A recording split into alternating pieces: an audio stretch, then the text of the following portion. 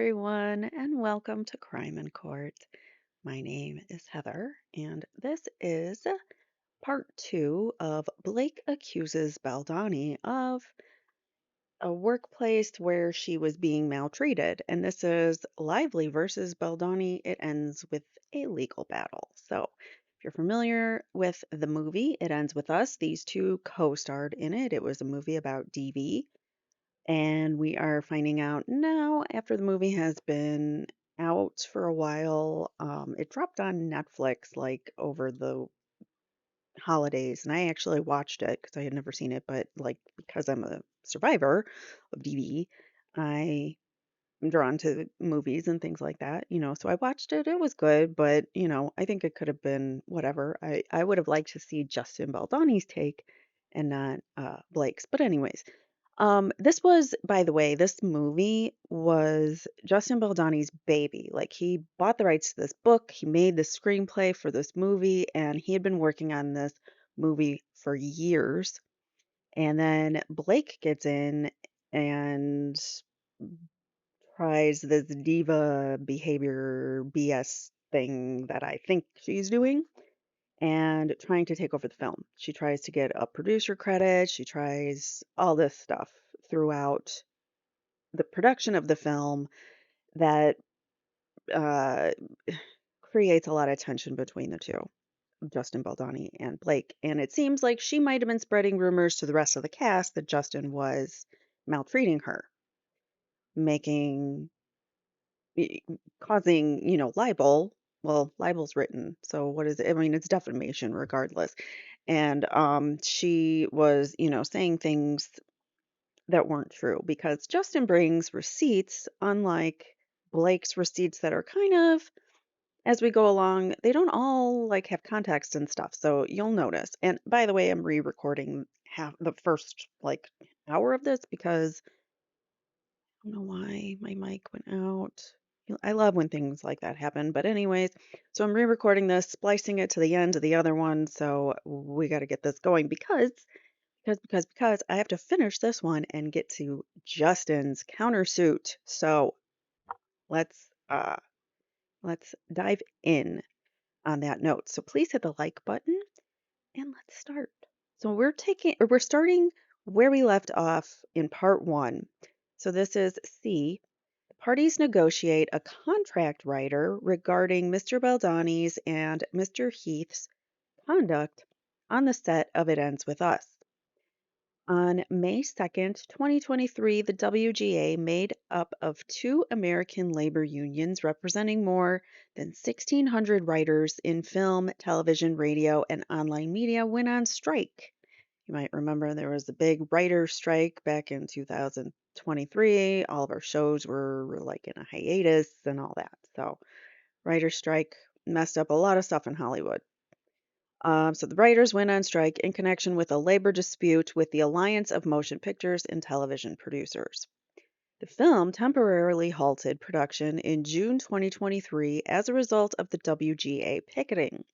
On June 15th, 2023, Wayfarer, that's the company owned by Justin Baldoni, which is the company that's, producing this film.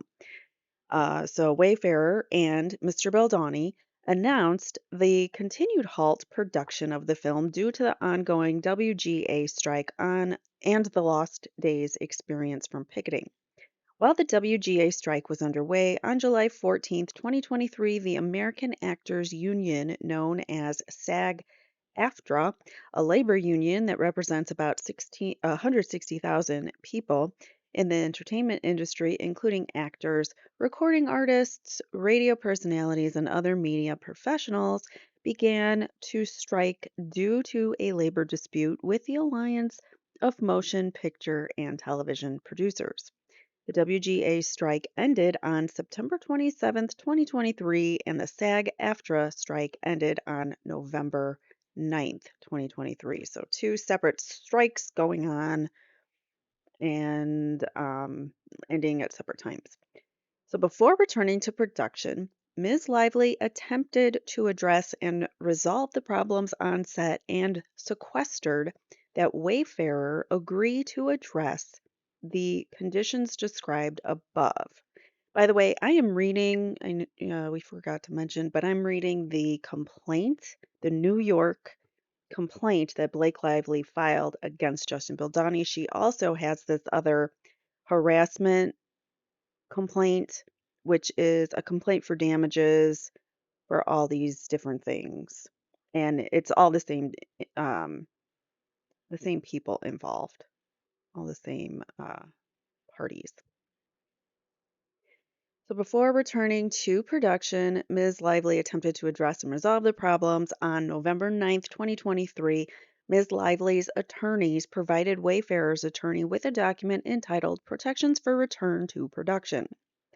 In conveying the protections for return to production document, Ms. Lively requested that Wayfarer agree to implement a plan that would enable everyone to return to work and complete the film with adequate protections. So Ms. Lively requested it, apparently, with Wayfarer to have all these protections put on the film on November 11th. I mean, this is Lively's complaint, so it's all going to be from her perspective, and things might be twisted a little because receipts might show otherwise from Justin Baldoni, but this is Blake's side of the story. So we're just going to read through it, and I'll tell you what I think is uh, false. But I haven't read through the entire complaint yet for the Justin Baldoni suing Blake. So Blake, he sues Blake and Ryan Reynolds. So the Hollywood power couple are going to be sued by Justin Baldoni because they started this whole thing. And I really believe that they were trying to coerce Justin into relinquishing some of the control of the film for their own, selfish purposes. And then once they had that, little bit of control, then they were holding that over him to get what they want, I think. All right. So in conveying the protections, Ms. Lively requested that Wayfair agree to implement a plan that would enable everyone to return to work. On November 11th, counsel for Wayfair indicated that Wayfair, Sony, and production respectfully acknowledge that your client has concerns regarding safety, professionalism, and workplace culture. Although our perspective differs in many aspects, ensuring a safe environment for all involved is paramount, irrespective of differing viewpoints regarding your outline requests. We find most of them not only reasonable, but also essential for the benefit of all parties involved. On November 15th, 2023, Wayfarer, through It Ends With Us Movie LLC, agreed to the terms in a contractual rider executed on January 19th, 2024, and attached as an exhibit. So, among the contractor writer's provisions, the first provision required that an intimacy coordinator must be present at all times when Lively is on set. She denied meeting with the coordinator.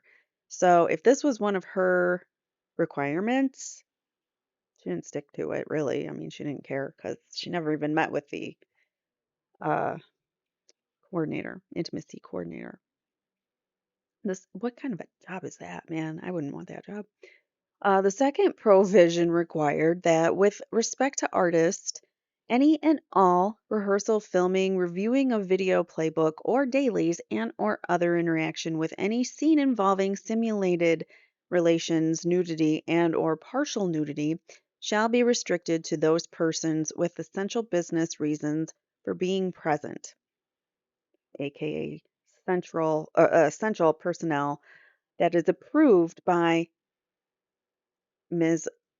Lively and Todd Black, as further described in the nudity rider attachment. So she has to basically approve all the essential personnel on set when she's having an intimate filming session. And then the third provision required that there is to be no spontaneous improvising of any scenes involving intimate or um, physical touching, simulated relations, or nudity with respect to Ms. Lively.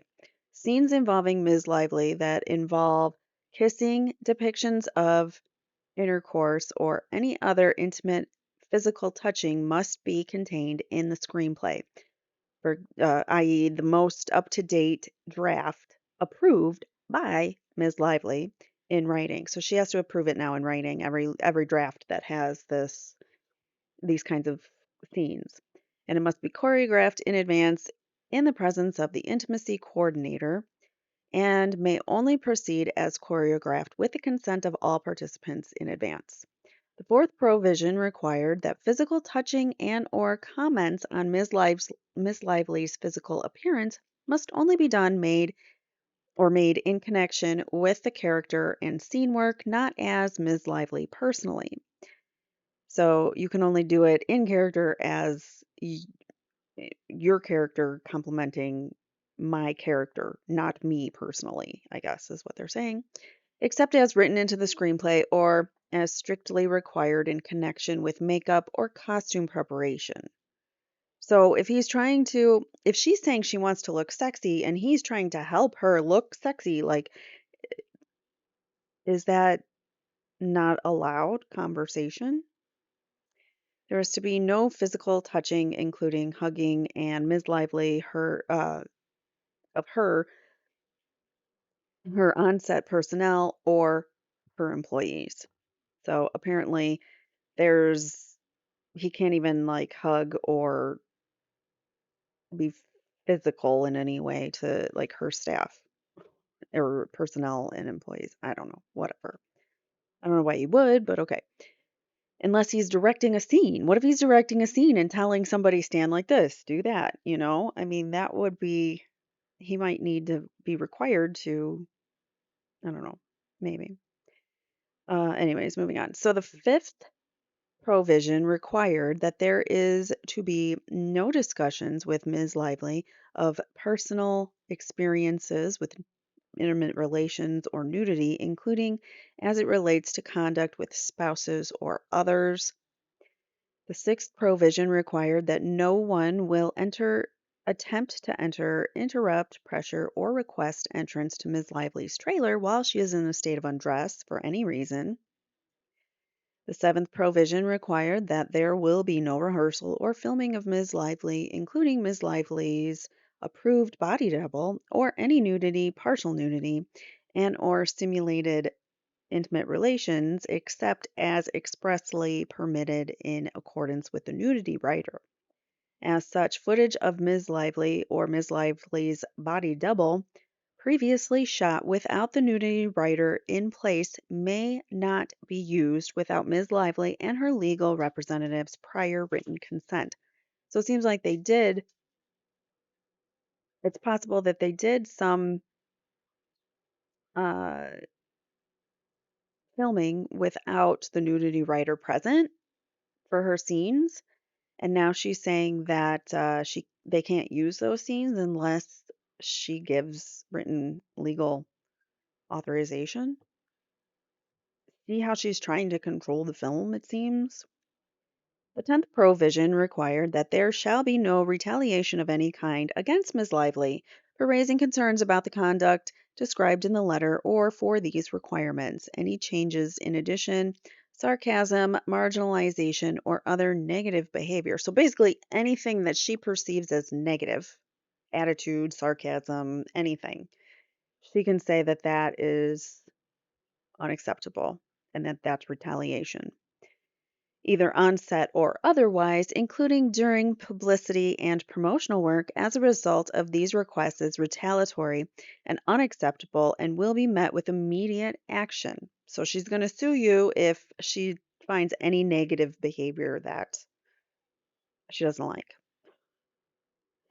So the 12th provision required that Wayfarer will engage in an additional experienced A-level producer approved by Ms. Lively. So this Todd Black is that A-level producer. So she had a pre-approved producer added onto the film as part of her reasons to feel safe to go back to work. What? Why would you need a producer?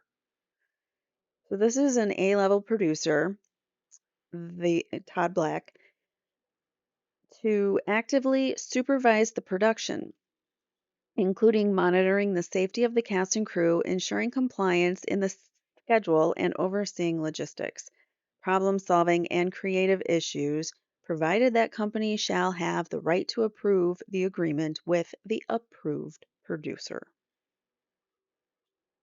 So this is Justin Baldoni's film, and she's requiring them to hire on another producer that she approves for reasons of control and narcissism, maybe? That's my guess.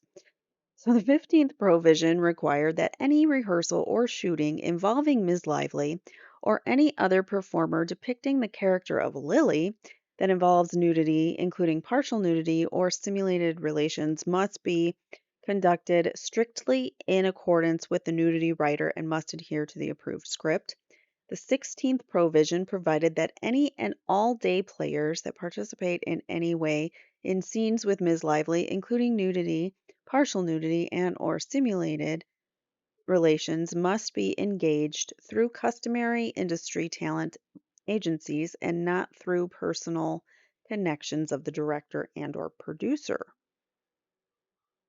So you can't hire your friends, even though a lot of people do hire, you make friends in the business. You hire people you know.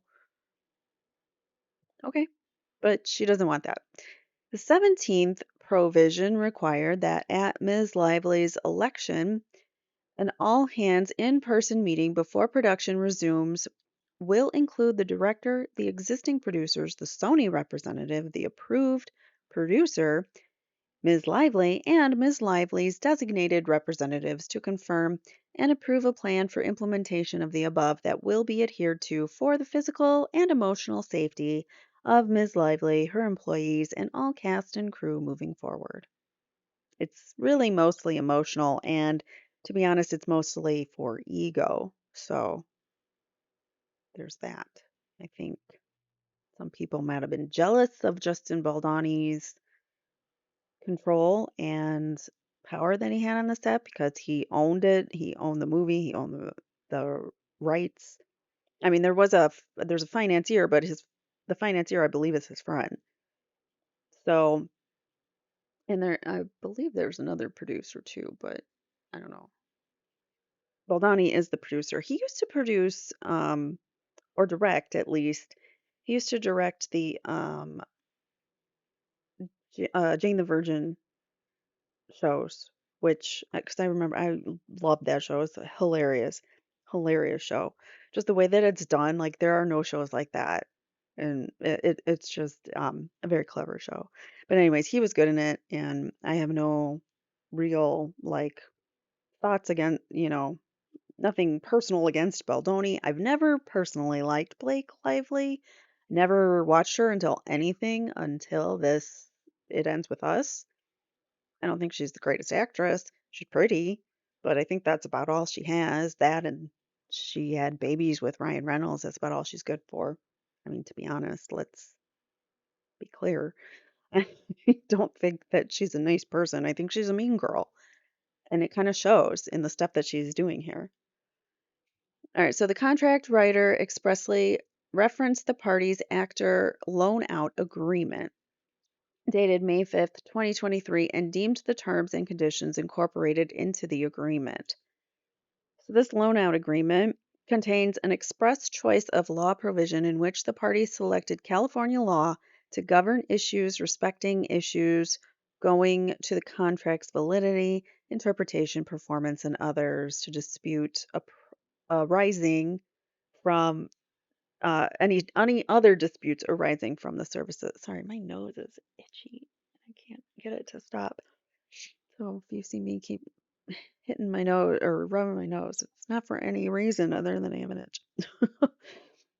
So that is this loan out is this provision that they're using California law to govern their proceedings here. But this is in New York, so I don't know how any of that works, but that's what that's saying. All right, so the contract writer expressly referenced the parties' actor loan out agreement. Oh, sorry, I read that. The all hands in person meeting provided for the contract writer occurred on January 4th, 2024, before production resumed as described above.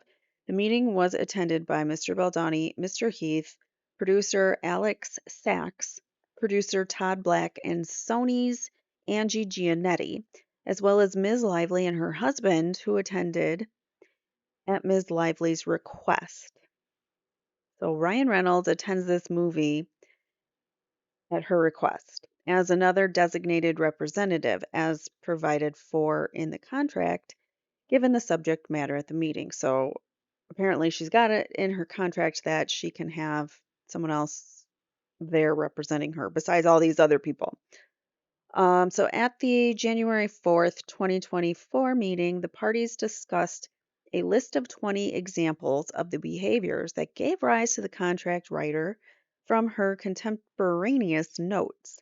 These behaviors are listed in full earlier in this complaint at paragraph 3. So that would have been probably in part 1 of this video. This is part 2. We will have 3 parts. The Justin Baldoni lawsuit is like 190 pages or something, so that's going to be a few parts as well.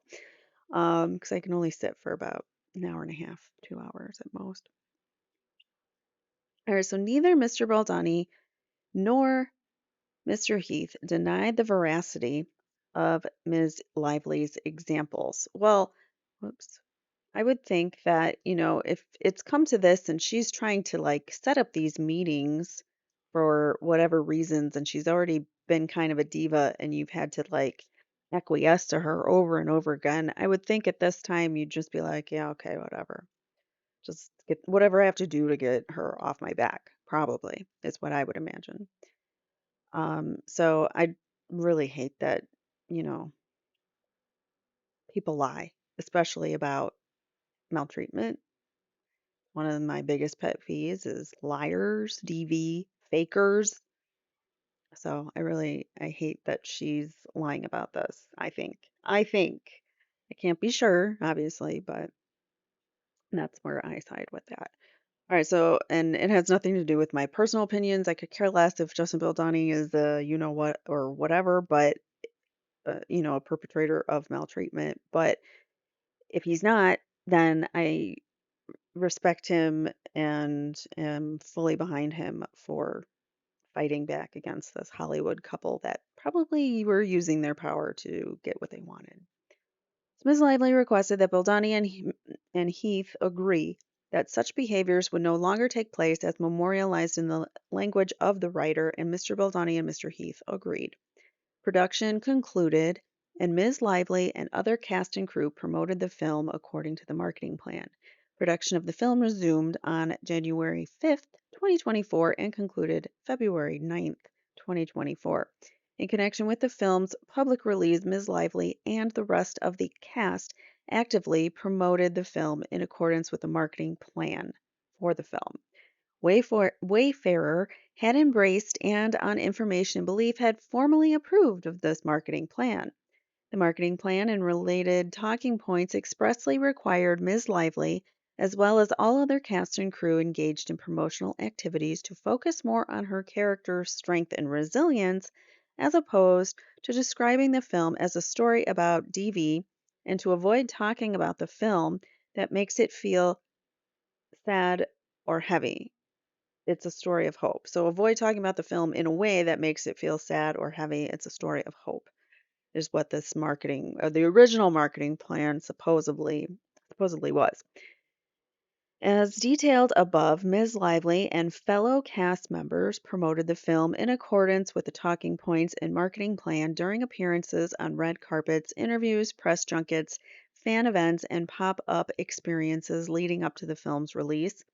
Mr. Baldoni publicly embraced the marketing plan. In early May 2024, Mr. Baldoni appeared at a floral-themed trailer launch event, which included him personally making flower bouquets for influencers, a photo opportunity, a film-branded latte art, so probably like in the foam, how they make art inside there.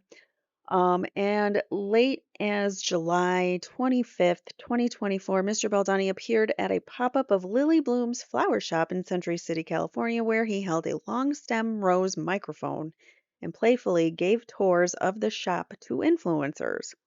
In a TikTok interview posted that day, Mr. Baldoni excitedly walked through the pop up and stated that he will be giving tours all day, every day until August 9th.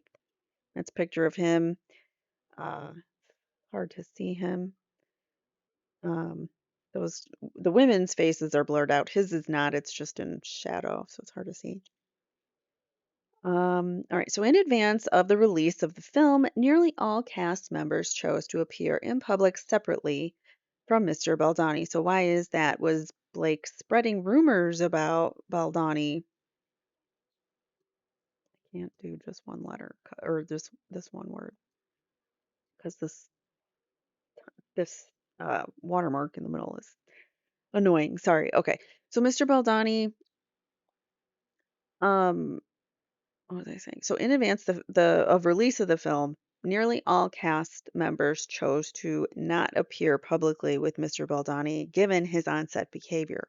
Or was it given the rumors that Blake spread around the set so everybody thought that he was a perpetrator of maltreatment when really he wasn't? Because actually he portrays himself, at least. I know nothing about him personally, other than he was an actor in the show that I watched one time. But I guess he's married and he portrays himself on social media as more of like a male feminist type. So he seems to be very sensitive to women and women's needs, and that's how he portrays himself. So could you imagine that a guy like that is actually a perpetrator of maltreatment? That would be very controversial. So I think that Blake and Ryan, maybe Ryan even might be behind this all. Um, we're trying to use that to their advantage. So Bazzani became concerned that the public would discover that something is much bigger under the surface on information and belief alluding to the complaints lodged by Ms. Lively and others. At that point, Mr. Baldoni pivoted away from the film's marketing plan to explain his absence from the rest of the cast. He shifted his focus away from the message of female triumph instead to capitalize on female trauma. Those are Blake's words or Blake's lawyer's words, to capitalize on female trauma. Or was he using his platform and his celebrity to promote awareness of DV against women? Maybe that's what he was doing, but here he's trying to capitalize, I guess.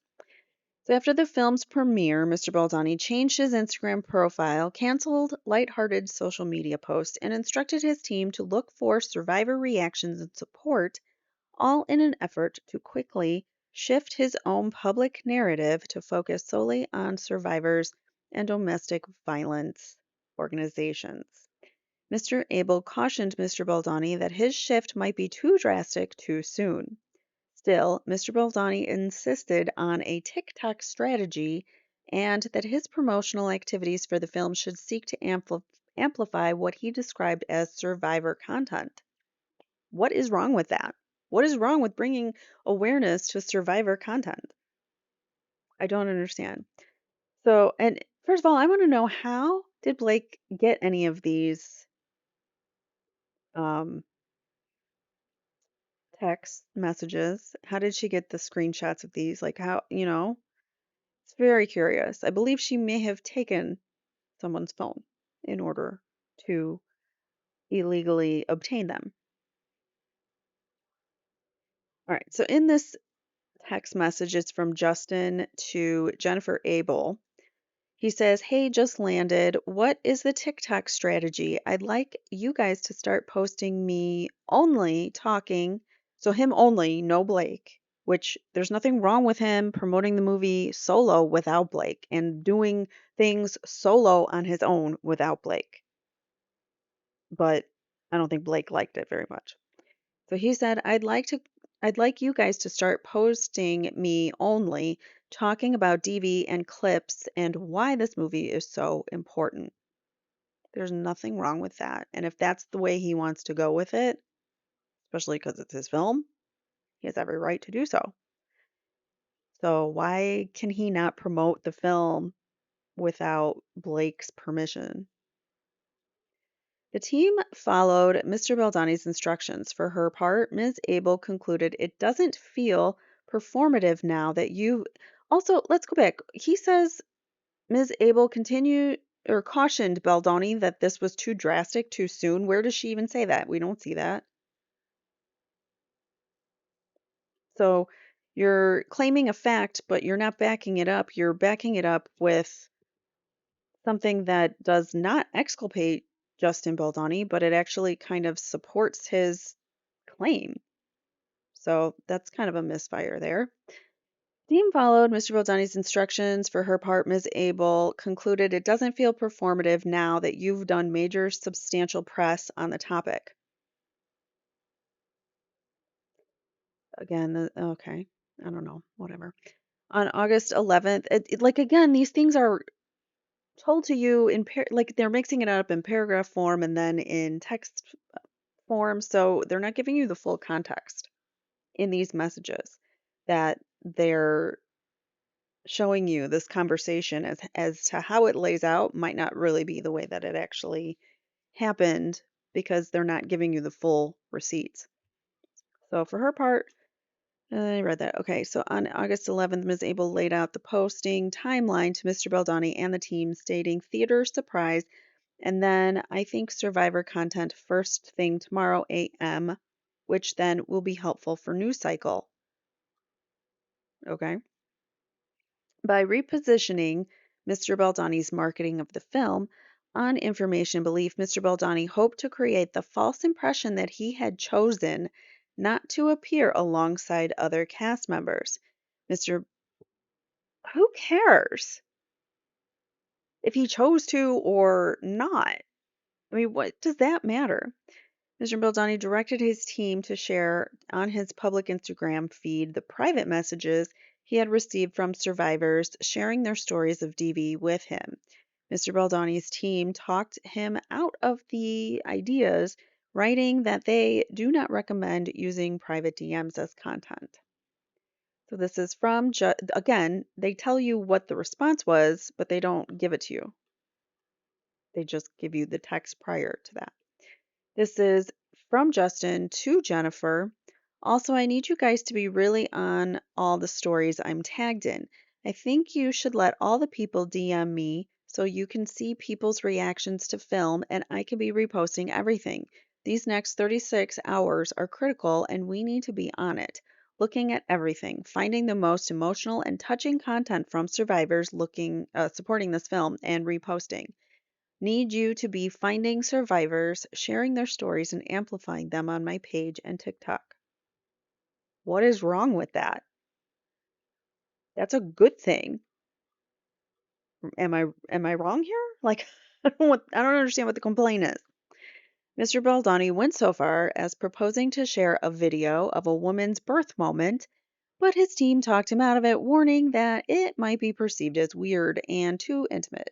Still, Mr. Baldoni's team was more than willing to deploy survivor stories, reactions, and images to protect Mr. Baldoni's image. How do you know it was to protect Mr. Baldoni's image? Maybe it was actually because he wanted to share stories, get the word out, get awareness out. That what better way to do it than with a film about DV and having a platform, being an actor, and being able to post about it?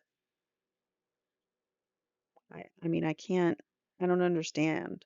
Does Blake not like awareness of this very horrible problem that is still rampant in our country and everywhere in the world, I guess? You know, I mean, does that piss Blake off that Justin is giving women a voice? So she doesn't like that, so she's got to tear him down. Mr. Baldoni and his team formulate a retaliatory plan. Wayfair knew the details of Ms. Lively's and others' concerns The HR complaints raised regarding Mr. Baldoni and Mr. Heath's complaint, Ms. Lively's contractual writer, and January 4th, 2024 meeting to discuss their behavior. In addition, Wayfarer's PR team knew about the claims by Ms. Lively and others, as well as the protections writer, as Wayfarer sent the materials to them in November 2023. As early as May 2024, Mr. Baldoni told his team that they needed a plan to get ahead of the claims against him in the event they were going to go public. I don't understand what's wrong with this either. If Blake is going around and saying false things about me, I might want to, or anyone in that, for that matter, I might want to get some receipts to be able to be like, nah, you're wrong and here's why, and I'm taking you to court because you're lying and you're defaming me and you're ruining my chances of making more money on this film, and you're taking away my ability to be the producer of this film and controlling this film. So yeah, be careful what you wish for, Blake. On May 17th, 2024, Mr. Baldoni texted his publicist, Jennifer Abel, that Ms. Lively's husband had blocked him on social media, stating, "We would have a plan for if she does the same when the movie comes out." In fact, both Ms. Lively and her husband had unfollowed Mr. Baldoni's social media accounts 10 months prior. So if only to give the public the view that like we don't support Mr. Baldoni, they have definitely, shown like, hey, here we're not friends anymore. There's two lines, or there's a line and we're on either side of it because yeah, we're not publicly supporting each other on socials anymore. Which is, when you're an actor, publicity, public perception is everything. On May 17th, 2024, Mr. Baldoni texted his publicist. Oh, I said that, sorry. So, okay. So yeah, we find out both Ryan and Blake unfollowed him. In June 2024, a month after Mr. Baldoni's first promotional event for the film, Ms. Lively and others in the cast fulfilled their first publicity obligation for the film without Mr. Baldoni. They did not publicly discuss the misconduct that had occurred on set, nor did they ever suggest to Wayfarer or Mr. Baldoni that they had intended to discuss their concerns publicly. Yet, on June 20th, 2024, Ms. Abel texted Mr. Heath her concern: "We can't have fans starting to guess why JB is left out of this stuff." Likewise, Mr. Baldoni strategized with his publicist, Ms. Abel, about various ways in which they might cover up or explain away his on-set misconduct. On June 24, 2024, for example, Mr. Baldoni proposed an offensive move showing his neurodivergence and some of the attributes that come with it, to explain that anything that he had been accused of was social awkwardness and impulsive speech. I'm going to read this to you. The way that they laid this out and gave you context, I think, is misleading. I think all of this is misleading, the way that they have things worded and showing out of context text messages. So let's say I don't know what his neurodivergence is, but let's say he's got ADHD. He's an actor. He has a platform. He can go on other actor shows and things, which is what he's talking about here. He can go and talk about his ADHD or whatever his neurodivergence is and how he deals with it. He can talk about that on any platform he chooses to. And believe it or not, it has nothing to do with the movie. So I don't know what the heck her panties are in a bunch for, but about this particular one. But here he's talking to his publicist. He says, "Hey guys, one thing I think I want to do is the Dr. Amen or Amen show." I have no idea who that is. "Matt, I know you have your feelings about it, but his practice saved my friend Miranda's life a few years ago. With everything going on, I want to have an offensive move showing my neurodivergence and some of the attributes that come with it so that I can start talking about it. Most anything that I have have been accused of is social awkwardness and impulsive speech. And I think me shutting down with him or sitting down with him and just looking at my brain and talking about some of these things will be very helpful. Um, Neurodivergence. How do you spell neurodivergence? Just to give you a definition from Google AI's definition is neurodivergence is a term used to describe people whose brains process information differently than most. It's not a diagnosis, but a way to describe a natural variation in how people think, learn, and behave. So, with that, some things include like learning disabilities, attention deficit, anxiety disorders, obsessive compulsive, Tourette's. Um, so, I think that gives you an idea of what that means. People who are not, the term for people who aren't neurodivergent are neurotypical. So, just to let you know. If he's got any one of those things that makes him neurodivergent and he wants to talk about it to help others and be vulnerable and use his celebrity to help others, I don't see a problem with this.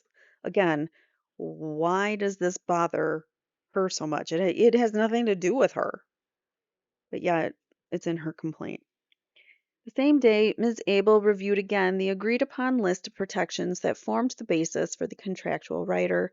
On July 24th, 2024, Ms. Abel emailed Ms. Heath and others requesting the legal letter that was sent to Ms. Lively and her team stating, per our conversation, we will go through point by point and draft context surrounding each situation. We can then flag what we are missing and would be helpful to arm us in the case we need to refute any of the claims. So in case they need to refute something, what can they what strategy? That's not a bad idea to have a strategy in case Blake comes out spreading lies. So if Baldoni is innocent and Blake's spreading lies about him and it's causing a rift between him and the rest of the staff and he can't even attend his own premiere, I don't see a problem with him finding a strategy to counter that if she decided she was going to make it public. He decided he was going to sit on all of it and keep his mouth shut just to play nice. But when she stopped playing nice, well, she wasn't playing nice. When she stopped agreeing to his acquiescing, or when she asked for too much, then he finally told her off. All right, so on July 26, 2024, Mr. Baldoni sent Ms. Abel a Variety article about Francis Ford Coppola's inappropriate behavior on set during production in his movie Megalopolis, including his alleged kissing of cast and crew as described by unnamed sources. In conveying the article, Mr. Baldoni stated, "This is the shit that I'm sure they want to do, unnamed sources, etc." Um, Unnamed sources often are the culprit, or uncorroborated evidence is often the culprit when someone is making false claims against someone. So when you've got all these unnamed sources that are saying Justin Baldoni was abusive, then that's not provable. Can't go back and prove that stuff. All right, so on July 29th, 2024, Mr. Baldoni and Ms. Abel discussed a proposal to get ahead of any potential publicity regarding Ms. Lively's HR complaints against him with a social and digital combat plan. Wayfarer engages Melissa Nathan and TAG on behalf of Baldoni to launch a retaliation campaign against Ms. Lively. At the film's release date on August 9th, 2024, or as the film's release date drew closer, Mr. Baldoni, Mr. Heath, Wayfarer, Ms. Abel, and others continued to pursue a strategy on behalf of Mr. Baldoni and Wayfarer to arm themselves against the possibility that Ms. Lively or others might go public with the claims against Mr. Baldoni or Wayfarer. You mean the false claims? And he wanted to back up his story. There's nothing wrong with that. This plan took shape in Wayfarer's retention on behalf of Wayfarer and Mr. Baldoni of Miss Nathan, which occurred on or around July 31st, 2024. Ms. Nathan is a crisis manager. On or about June 20th, 2024, Ms. Nathan launched TAG. Hold on one sec. All right, sorry. All right, so TAG markets itself as a team of crisis specialists and communication experts that redefines the rules of reputation management. TAG's website states at TAG, it's more than just creating a powerful narrative, it's knowing, where did I get together? I have no idea. It's knowing how to navigate the narrative towards continued success and a lasting legacy. So this is basically like a crisis management PR firm. Okay. So they are helping Justin Baldoni combat, if it were to come out, combat any talk about his maltreatment, alleged maltreatment. It's supposed to help him combat and whatever. So there's nothing wrong with doing this. Celebrities do this all the time. They have PR firms for this very reason. They spin everything. So TAG's website states that it offers comprehensive communication services for individuals, businesses, and corporations looking to invest in reputation management and the growth of their unique public profiles. TAG specializes in crisis communications, having managed more of the biggest public-facing crises to date and utilizes that fact-based fact-paced, reputation-first mindset. This is hard to read. Like, all these words are it's a hard sentence. TAG specializes in crisis communications, having managed some of the biggest public-facing crises to date and utilizes that fast paced, reputation first mindset with all of its day to day clients, which spans a variety of industries, including entertainment, media, business, and sports. That's fancy marketing language. That's why it was difficult to read. Tag's services include messaging and narrative development, media relations, crisis communications and management, and digital and social strategy, among others. By July 31st, 2024, Wayfarer had started to put together a timeline of events to be shared with Ms. Nathan and TAG. According to TAG's own planning document, the purpose of Ms. Nathan's engagement was to help Mr. Baldoni get ahead of the narrative and mitigate bad press that might arise from Ms. Lively's and others' HR complaints becoming public by engaging in techniques such as a rapid response communication system, and cataloging third-party advocates willing to provide a potential quote or engage with reporters on Mr. Baldoni's and Mr. Heath's on their behalf to mitigate negative narratives from a source outside of Wayfarer. As set forth above on August 5th, 2024, Mr. Baldoni sent Ms. Abel a screenshot of a thread on X regarding another female's public figure alleging history and bullying many women. Mr. Baldoni stated, "This is what we would need." Again, that's not really like incriminating. It's not saying like we were on a smear campaign. It's saying something like, well, if people knew that Blake has a history of smearing her co-stars or people she's worked with in the past, then that's something that would help us out. It's not necessarily saying we need to make it up. It's not saying we need to fake it. So I don't know what they're trying to prove there, but I guess they think that that means he's guilty of smearing her reputation, which she did all on her own. The next day, even though Ms. Nathan and Tag had already begun performing work on behalf of Wayfarer and Mr. Baldoni, Ms. Nathan texted a text chain with Ms. Abel and Mr. Heath, providing pricing quotes ranging from $75,000 to $175,000 for Tag's crisis mitigation services. Ms. Nathan explained the quotes as follows. Quote 1, 175K. This will be for the 3 to 4 month period and includes website to discuss, full Reddit, full social account takedowns, full social crisis team on hand for anything, engage with audiences in the right way, start threads of theories to discuss. This is the way to be fully 100% protected. So they're going to basically go on social media and talk well of Justin Baldoni, potentially talk badly of Blake if there are credible stories out there, but only if they need to. But they're really, they're trying to mitigate his damage done to his reputation, not necessarily trying to cause damage to Blake's reputation.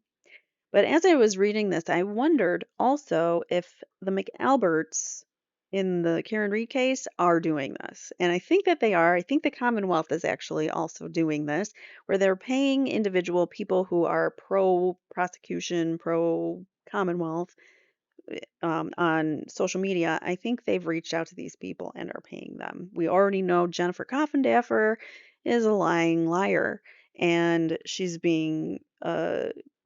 probably a paid shill for the Commonwealth of Massachusetts. All right, moving on. So quote 2 is 25K per month, 3 per month with a minimum of 3 months, as it needs to seed same as above. This will be for creation of social fan engagement to go back and forth with any negative accounts, helping to change narrative and stay on track. Ms. Nathan stated all of this will be most importantly untraceable. There is a lot more to both of these quotes, but easier to discuss via phone in terms of capabilities and what I have personally experienced in and out of crisis scenarios. I don't think that there's anything dubious in here. So we're going to read this really quick. This is from Melissa Nathan to Jennifer Abel. Hi, Jamie and Jen. So incredibly glad that the press went so well today. And from what I know, Justin felt incredibly supported. He is lucky to have you all. We took the day today to do some research and get digital quotes in from the two teams we use that get the best results. As we are both aware, we are in a predicament that we just do not know the outcome of right now. Saying that, full transparency is key here. We have seen the most innocuous issues turn giant due to the socials, or the hugest crisis have no effects on social whatsoever. You just cannot tell at this stage. But Blake does have some of the TS fan base. I don't know what TS is. Some of the TS fan base, so we will be taking it extremely seriously. We also understand audience is not solely JB, Justin Baldoni fan base, but the studio, so it is covering all bases time. I don't know what anything is meant in that sentence. Maybe some typos there. And then that's where she gives the different quotes. All of it's untraceable. There will be a lot more of those quotes. Either way, I do feel it is better for us to be safe. I do realize costs are something I am sure you do not count on when you took on this project nor this situation. Let me know when you would like to discuss more around on PT tomorrow.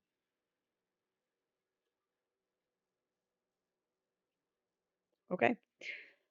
The Hollywood Reporter announced the retention of Ms. Nathan and Tag on August 13th, 2024. The report stated in part, the news comes days after sleuths flooded TikTok with speculation about an alleged rift between Baldoni and his cast and crew, including co-star and producer Blake Lively, as well as Hoover.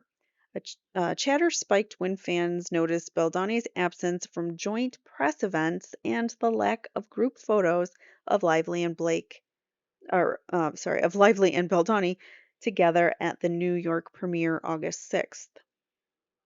Remember, he couldn't even go to his own premiere. He had to sit in his basement. We'll get to that in his lawsuits. But yeah, he had to go to the basement for his own movie that he directed, produced, bought, had the rights to. But because of Blake being a diva, Hollywood diva, he had to sit in the basement with his family and watch it. All right, so some also pointed out that neither Lively or Hoover, nor the rest, I have no idea who Hoover is, nor the rest of the cast follow Baldoni on Instagram, though he follows them. Mr. Baldoni, Mr. Heath, and Wayfarer perpetrate a retaliation scheme against Ms. Lively. Ms. Abel, Ms. Nathan, and others employed or engaged by TAG perpetrated a retaliation scheme against Ms. Lively in collusion with Mr. Baldoni, Mr. Heath, and Wayfarer. This scheme was what TAG described as a social manipulation plan, relying on direct and constant media engagement. Is that what they're calling it? I mean, okay. The seeding of content on traditional and social media platforms, the boosting of content, sometimes the very content that Tag and its affiliates had seeded, the suppressing of negative content about Mr. Baldoni, and amplifying of negative content about Lively.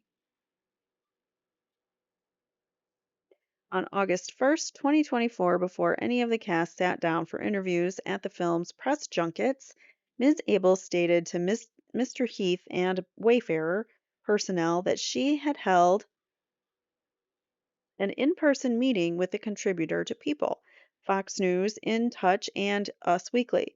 Ms. Abel explained that during the meeting she had fully briefed the contributor of the situation with Ms. Lively. Ms. Abel stated that the contributor was armed and ready to take the story of Blake weaponizing feminism. Is she weaponizing feminism? You guys tell me. And assured Mr. Heath that the contributor will do anything for us. On or around August 2nd, 2024, Ms. Abel connected the contributor with Ms. Nathan. Subsequently, Ms. Nathan engaged directly with media sources on behalf of Mr. Baldoni and Wayfarer regarding Mr. Baldoni, Ms. Lively, and the film. On August 2nd, 2024, Ms. Nathan, Mr. Baldoni, Ms. Abel, and others had a phone call to discuss the services that Ms. Nathan and TAG would provide for Mr. Baldoni and Wayfarer. Subsequently, on August 2nd, 2024, TAG circulated a document to Mr. Baldoni and others entitled Scenario Planning, It Ends With Us, as described above. Of note, the scenario planning document states there are several potential scenarios to play here, which we should be prepared for should Ms. Lively and her team make her grievances public. Nothing wrong with being prepared. The scenario planning document provides TAG's recommendations to get ahead of this narrative. This included suggesting misleading messaging that 1. Production members lost their jobs due to Miss Lively's takeover and insisted upon involvement. 2. Ms. Lively involved her husband to create an imbalance of power between her and Mr. Baldoni. She invited him to meetings to talk about legal issues. She had him rewrite some of the scenes, which Mr. Baldoni didn't even know about until after the film's production concluded. And yeah, he didn't know that. Number 3, Ms. Lively has a less than favorable reputation in the industry. She does not have a favorable reputation, that is true. And that was before this movie came out. And 4, Ms. Lively had a clear, likely motive to bully her way into buying the rights for It Starts With Us, the sequel. Sounds more like a prequel. Or, oh no, I guess It Starts With Us, like making it, like, Breaking the Cycle starts with us, I guess. That's the sequel to the film currently owned by Wayfarer. So I don't know. They're gonna do another movie potentially, but her having some ownership here and directorial or producer credits, that's gonna be an issue for Baldoni. The scenario planning document states that TAG could also explore planting stories about the weaponization of feminism and how people in Blake's circle, like Taylor Swift, her bestie, have been accused of utilizing these tactics to bully into getting what they want. So Blake Lively and Taylor Swift are good friends, and apparently Taylor Swift does this also to get things that she wants in the industry. Upon review of the scenario planning document, Mr. Baldani informed Mr. Heath that he was not in love with the document they sent. Not sure I'm feeling the protection I felt on the call. Mr. Heath responded, "That's the most important part of this is how quickly they can shut things down and place stories in your favor." So they can shut down Blake if Blake is spreading lies, basically. I don't understand how, I mean, yeah. Whoops. Go away. I can't get rid of that stupid watermark. It's driving me crazy. All right, so Mr. Heath responded, it's how quickly they can shut things down and place stories in your favor. There's nothing guilt or um, nothing inculpatory in that statement, like he's trying to smear her. If anything, you can read it. I mean, you could read it both ways. I'll be honest, you can read it like you're trying to smear her, but you could also read it like they can shut down any negative publicity coming from Blake and put out stories that are favorable to you. Later the same day, Ms. Abel conveyed to Ms. Nathan that Mr. Baldani was questioning whether the plan was aggressive enough, texting that Mr. Baldani wanted to feel like Ms. Lively could be buried.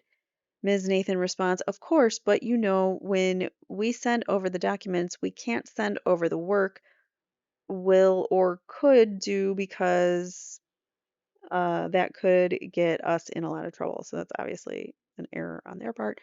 "We can't write it down to him. We can't write that we will destroy her. Imagine if a document saying all the things that he wants ends up in the wrong hands." It was Jennifer, his manager, to this tag. She says, "You can, of course, do that, but I do think he needs to know. I'm going to confidentially send you something he's texting me and Jamie on the side just to arm you before this call. I think you guys need to be tough and show the strength of what you guys can do in these scenarios. He wants to feel like she can be buried." And Ms. Nathan says, "Of course, but you know, when we send over documents, we can't send over the work we will or could do because that could get us into a lot of trouble. So we can't write it down. We don't. We can't write it down to him. We can't write, 'We will destroy her. We will go to this. We will do this. We will do this. We will do this.' He has to look at it as an information document for us to be armed with. That's all. Imagine if a document saying all the things that he wants ends up in the wrong hands." So basically, they want to know all, they do want to know what she's capable of so that they can basically corroborate, find other stories perhaps. On August 4th, Ms. Abel texted Ms. Nathan stating, "I'm having reckless thoughts of wanting to plant pieces this week how hor- of how horrible Blake is to work with, just to get ahead of it. She's putting us through hell." So maybe Blake was causing a lot of friction that week. So this person, Jennifer, who is um, Justin's agent, she says to Melissa, "I am having reckless thoughts of wanting to plant pieces this week of how horrible Blake is to work with, just to get ahead of it. She's putting us through hell." Melissa says, "Same. Am I already off the records? Spoke to Editor Daily Mail because she's my friend. She's ready when we are. So they are ready to go. Ms. Abel and Ms. Nathan viewed and referred to their shared work on behalf of Mr. Baldoni and Wayfair as a social combat plan. Jennifer to Melissa says, I think we really need to put the social combat plan into motion. And Melissa says, so do I. The same day, Ms. Abel corresponded with TAG personnel regarding her discussion with TAG regarding, there's a lot of repetitive words here, regarding social manipulation, which she describes as distinct from social mitigation and proactive fan posting to counter the narrative. So, what she actually says here is, thanks, Katie. Just for clarity, so we understand, does this cover your initial? I need to zoom in here a little. It's very blurry. This is Jennifer to Jamie and Melissa. Um, where was I? All right. Do we need to?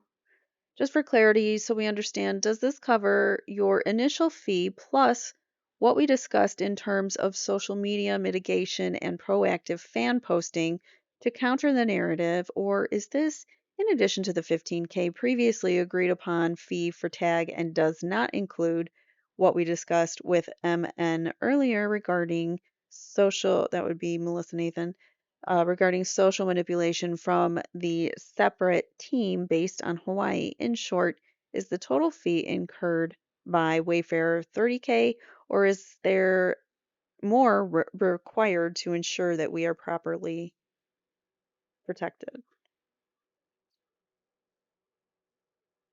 When media sources made direct inquiries regarding potentially unflattering stories about Mr. Baldoni specifically, Ms. Nathan, Ms. Abel, and their teams worked to suppress those stories.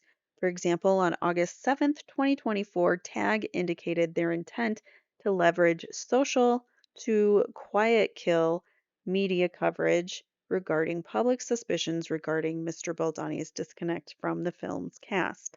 On August 9th, 2024, Ms. Nathan sent Ms. Abel two links to articles, one from The Hollywood Reporter entitled, Did Blake Lively, Justin Baldoni have a rift over It Ends With Us?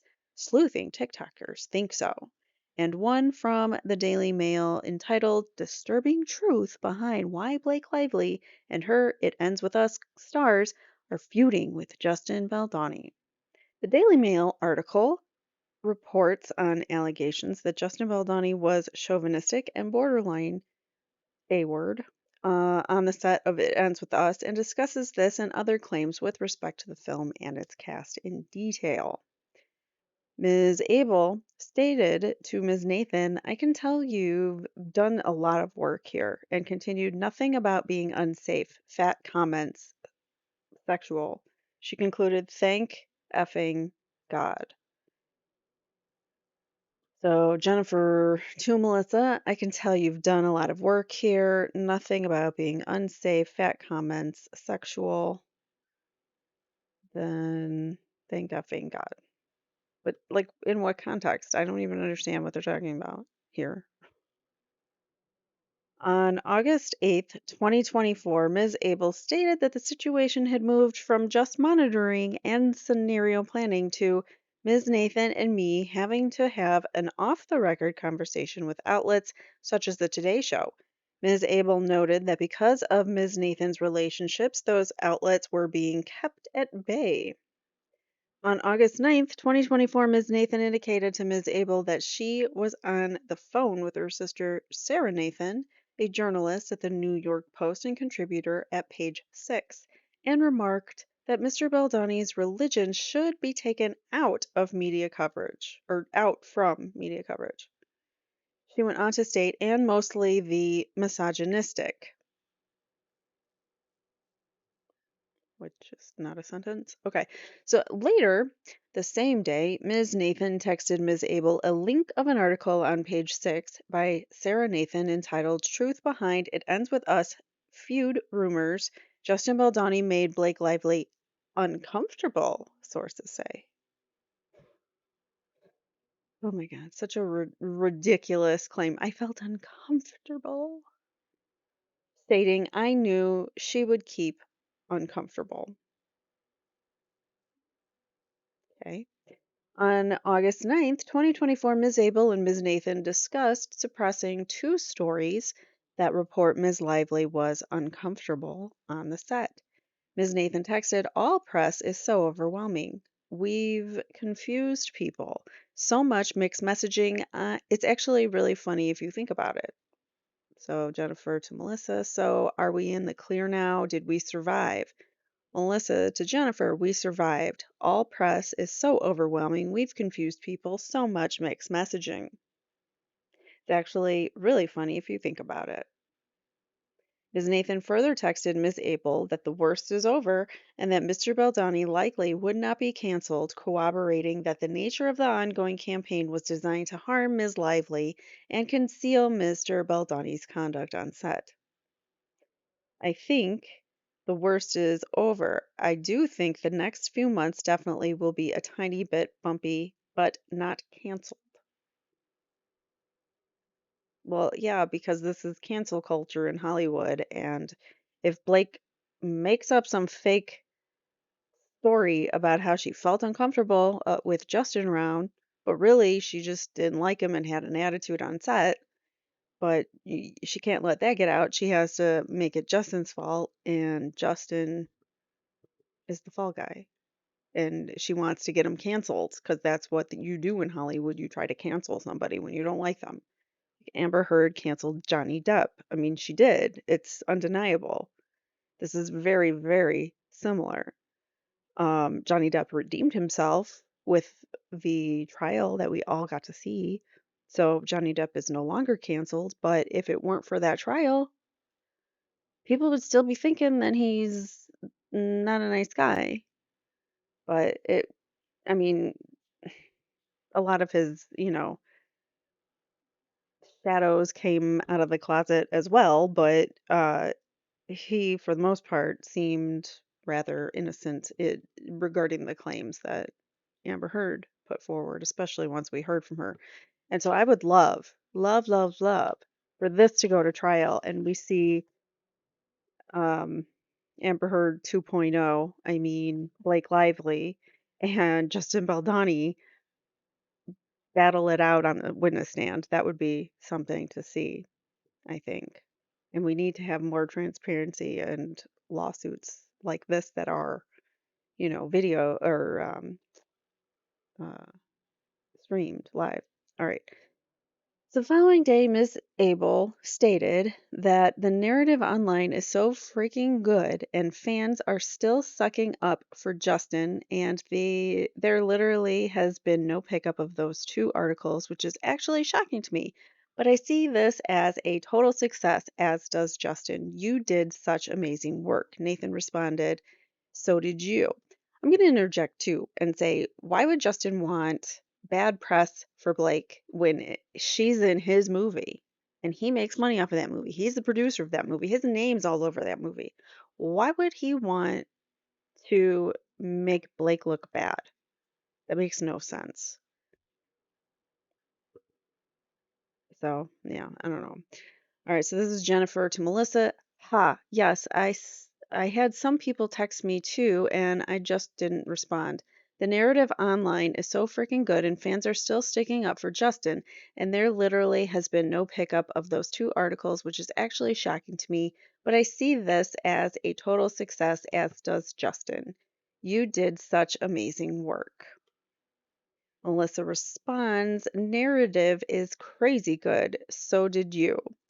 Ms. Nathan texted later the same day, the majority of socials are so pro Justin, and I didn't even agree with half of them, lol. So the majority of socials are so pro Justin, and I didn't agree with half of them, lol. That's just what I said. Melissa to Jennifer. So she continued, I mean, this was just a lot of work, just talking everyone off the effing ledge for those two pieces.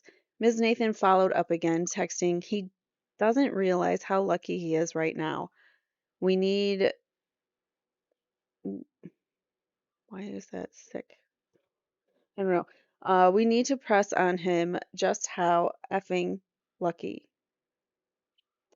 The whispering in the ear, the sexual connotations like Jesus effing Christ, other members feeling uncomfortable watching it. I mean, there is just so much. What? He doesn't realize how lucky he is right now, and we need to press on him just how effing lucky. The whispering in his ear is sexual connotations like Jesus effing Christ, other members feeling uncomfortable watching it. I mean, there is just so much. Following day, like, I need context for all of this. It's just, yeah, I feel like I'm not getting the full picture here. Following day, Ms. Abel confirmed to Mr. Baldoni that there had been nothing, very, very little pickup, and fans believe the issue of the feud is because she took control of the movie. Yeah, she did. Earlier on August 9th, 2024, Ms. Nathan had shared with Ms. Abel that she had informed words come out like that. It's like brain doesn't compute. Earlier, on August 9th, 2024, Ms. Nathan had shared with Ms. Abel that she had been informed we are crushing it on Reddit. Ms. Nathan's reference to Jed, so she signed it Jed, is a reference to Mr. Jed Wallace, an independent contractor based in Austin, Texas, whose company Street Relations often or offers public relations and crisis management services. On information and belief, Mr. Wallace has described himself as a hired gun and claimed a proprietary formula for defining artists and trends. Mr. Wallace had worked on previous matters with Ms. Nathan and was retained by TAG to perform social media services on behalf of Wayfarer and Mr. Baldoni in connection with TAG's engagement. The quotation appears to be a reference to efforts by Mr. Wallace to seed and influence online forums on Reddit attacking Ms. Lively and defending Mr. Baldoni. The same day, an employee of TAG texted a link to a salacious story about Ms. Lively's family and noted, the tides are swirling around Ryan now, FYI. Along these same lines, the team had previously shared an upsetting TikTok video which called for Blake to divorce Ryan, writing, "You guys will love this." TAG then described the post as very helpful. So she says, "You guys will love this." And she sends a TikTok link basically saying that Blake needs to divorce Ryan because he's made her into a meme. He's ruining her biggest movie of the year, forcing her to ostracize Justin, rewriting the script, etc. So he did rewrite a scene in the script, and Justin Baldoni didn't even know it until after the film had already wrapped, and she did like after or post production interviews, something along those lines. And that's when he found out that Ryan Reynolds had something to do with writing the script of his movie. So there's that. I see a big problem with that. On August 10th, 2024, Ms. Nathan stated to Ms. Abel that socials are really ramping up. She continued, "It's actually sad because it just shows you have people really want to hate on women." I'm not going to reread it. All right, so the same day, a member of the tag team advised of a shift on social due largely to Jed and his team's efforts to shift the narrative towards shining a spotlight on Blake and Ryan. So there's no from. Where's the from? Whoever this is from, we don't know, but it's to Jennifer Abel. "Hi, team. So far, extremely limited pickup on Daily Mail or Page 6. We'll continue to keep an eye out and send pieces we needed as needed, but so far it's been steady coverage on pure speculation. We've also started to see a shift on social due largely to Jed and his team's efforts to shift the narrative towards shining a spotlight on Blake and Ryan. Again, we'll continue to send links and screenshots, but wanted to send an update in the meantime." shining a spotlight on Blake and Ryan. Further, Ms. Nathan and her team at Tag helped generate or otherwise influence the content put forth by various TikTok account holders. I want to know how Blake got a hold of all of these text messages between Justin Baldoni's, uh, I don't know what she is, owner of Wayfarer too, potentially, something like that, right? Of the production company. I don't know. I don't remember what they said she was. All right. Further, Ms. Nathan and her team at Tag help generate or otherwise influence the content put forth by various TikTok account holders. During the same period of time, Ms. Nathan, Ms. Abel, and their teams were heavily monitoring and had friendlies updating them and sought to address unflattering commentary regarding Mr. Baldoni while augmenting the spread of stories that were favorable to Mr. Baldoni. For example, on August 9th, 2024, Ms. Abel circulated a screenshot of a post by a woman stating, Justin, the creator of a show called My Last Days, exploits the struggles of individuals facing terminal illnesses for his own gain. He found my friend who is battling a serious illness and followed her life closely. Despite her grace in not speaking ill of him, I sensed from the start that something was deeply wrong. Justin weaponizes therapeutic language, presenting himself as thoughtful and supportive, yet his actions reveal a very different reality. He portrays himself as an ally to women and the vulnerable, but it's all a facade. He manipulates the vernacular of care to mask his true intentions. In reality, none of the proceeds from the show benefited the individuals he profited. He even had the audacity to depict her hometown, a vibrant and affluent community, as a small, impoverished town. Okay, who cares? His portrayal was not just inaccurate, but insulting. Once the show aired, Justin took his profits and vanished, leaving nothing but a sense of exploitation in his wake. Well, why wouldn't he make money off of his product that he created? And maybe her hometown isn't so affluent after all. Maybe his perception of the town was a little different than what Blake Lively thinks it is. His behavior was not just tacky and gross, it was a betrayal of the very people he claimed to uplift. Okay. In response to the article, Ms. Abel stated, I'm assuming this is not true in the slightest. Either way, we flagged to Jed and his team to more serious actions on the social side. Will monitor heavily for any shift in narrative seen based on the narrative regarding My Last Days and any other commentary on it. Similarly, again, these are like two and from and twos, and things are they're probably redacted, I'm assuming. Um, but still, if they're not, then these might not be legit screenshots.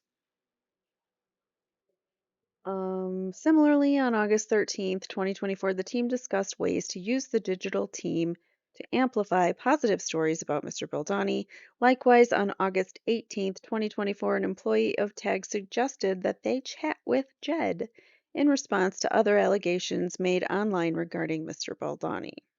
So it says, so this girl is claiming that Justin invited her to his hotel room years ago. I didn't want to share the vid, but redacted did a screen record, and this is her account, so you guys can look at it. Part of me wants redacted his former assistant to comment and say this never happened. Ridiculous. And then whoever this is says let us chat to Jed as well on this. So, on any occasion, any member of Wayfarer or the social manipulation team could text the link to a positive story about Mr. Baldoni or a negative story about Ms. Lively and ask that some boost the story to the public or engage the comments to fuel the desired narrative. On August 18th, 2024, Mr. Baldoni circulated a TikTok video in which the poster criticized Ms. Lively for not speaking about DV in press interviews. A member of Ms. Nathan's team responded that she would let Digital know.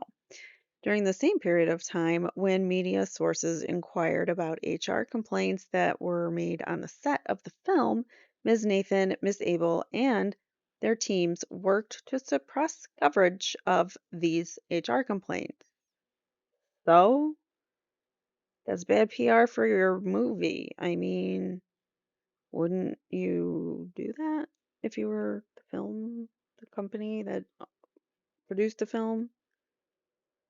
Further on, or further, on or around August 14th, 2024, media outlets directly inquired about HR complaints made on set because they were being told there were at least three HR complaints filed against Justin Baldoni on the set of It Ends With Us, and inquired if the complaints were investigated and what the results were.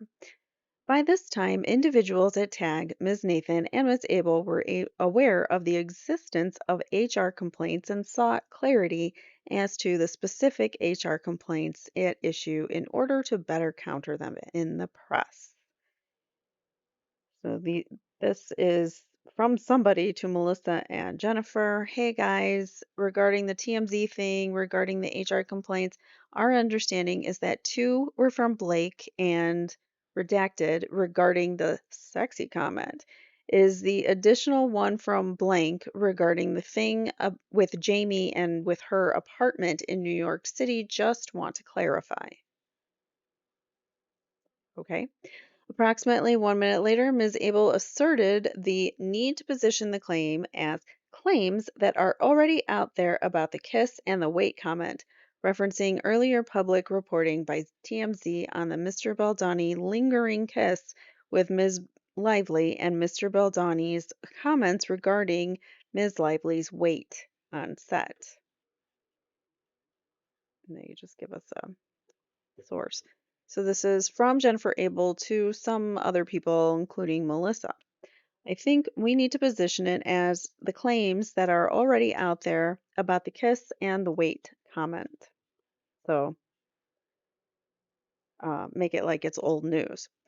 On or around the same day, Ms. Nathan directly engaged with several media platforms discussing the issue of the HR complaints made against Mr. Baldoni while on the set of the film. On August 15th, 2024, Ms. Nathan texted Ms. Abel that DM hounded me regarding HR complaints. She stated that DM is not running any content about it, continuing, Jen, this went so well that I'm effing dying. I have to call you later in a bit and tell you how this went. It was genius. So, okay, we have the four majors standing down on HR complaints. I think we are fine on that bit. During the same period of time, Ms. Nathan and her team at TAG planted or otherwise were involved in generating or influencing content publicly put forth on social media, including Reddit and TikTok, as well as online media sources. For example, on August 13th, 2024, various text messages were exchanged between Ms. Abel and the journalist Sarah Nathan, who, as explained above, is Ms. Nathan's sister. These messages consisted of drafts of a story outlining Ms. Lively's role in making film cuts to the film. So we know that Lively did her own kind of whatchamacallit, editing. She made her own edits. She did her own cut of the film, which even after test viewers liked Justin's version more, they still went with Blake's because he just was, I think he was constantly having to appease her. I feel like when there's people, I feel like people like her, and I don't know her, so, this is just how I, take in people and analyze them. But, anyways, I just feel like she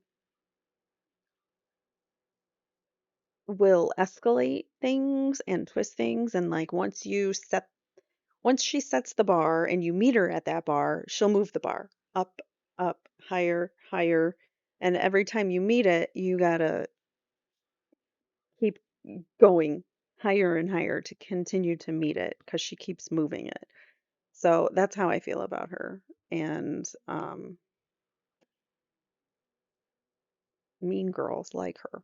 All right. So after Sarah Nathan circulated the draft language related to Ms. Lively's involvement in the different cuts of the film, Ms. Abel sent Sarah Nathan revisions to the draft, which Sarah Nathan offered to amend. On the same day, an article authored by Sarah Nathan titled Blake Lively Approved Final Cut of It Ends With Us Amid the Feud with co-star Justin Baldoni was published in Page Six, owned by the New York Post. One second.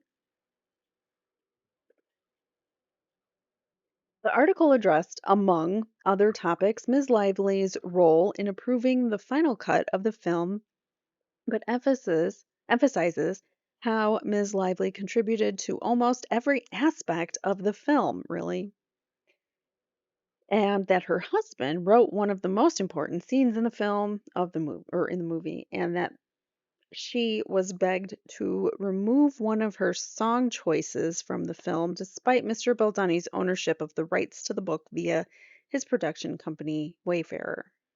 So he has the rights to the book and the screenplay, all that stuff.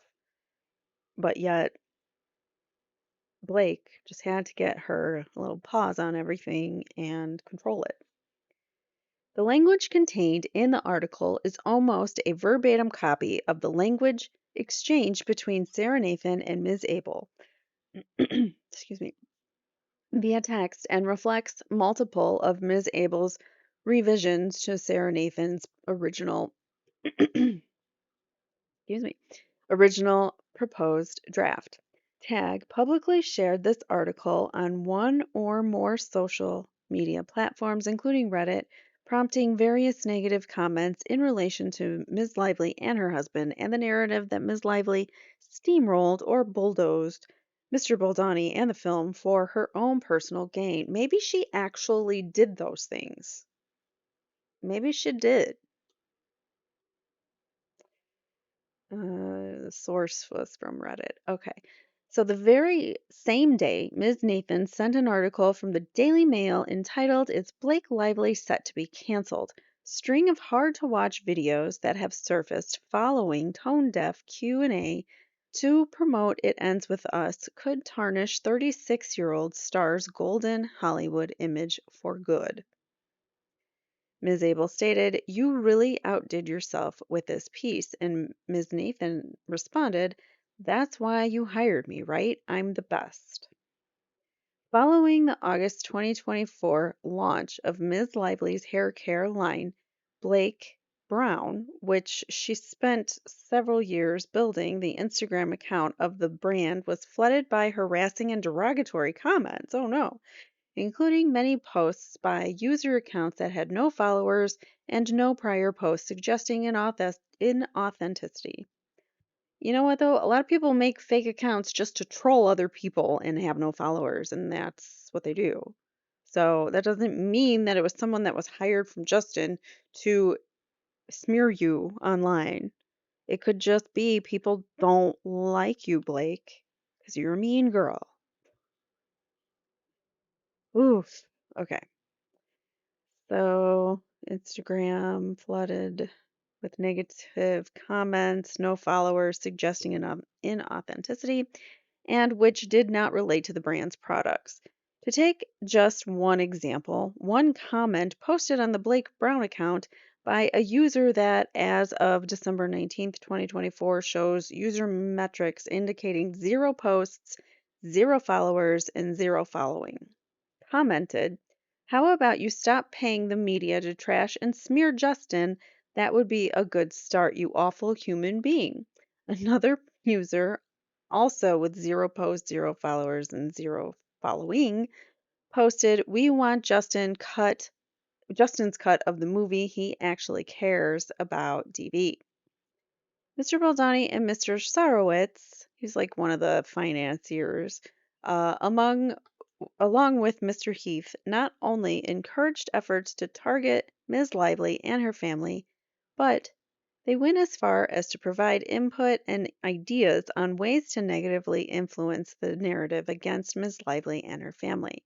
For instance, on August 9th, 2024, the film's release date, after sharing certain negative articles about himself with Ms. Abel, Mr. Baldoni stated, "There's no way we can just let this go."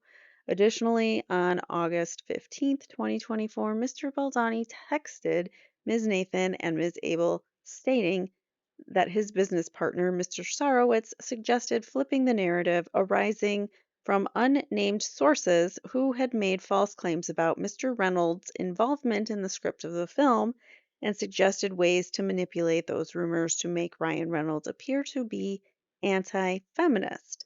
There was no truth to those claims. So, this is from Justin to Melissa and Jennifer, to something about Ryan claiming the female hired was feminist writer didn't know how to tackle a female film, etc., using their own words against them. Maybe Justin was preparing for war because they were coming at him.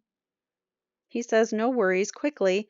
My partner Steve asked about flipping the narrative from the leak this AM about Ryan saying script was a disaster and he saved the movie." Oh, geez.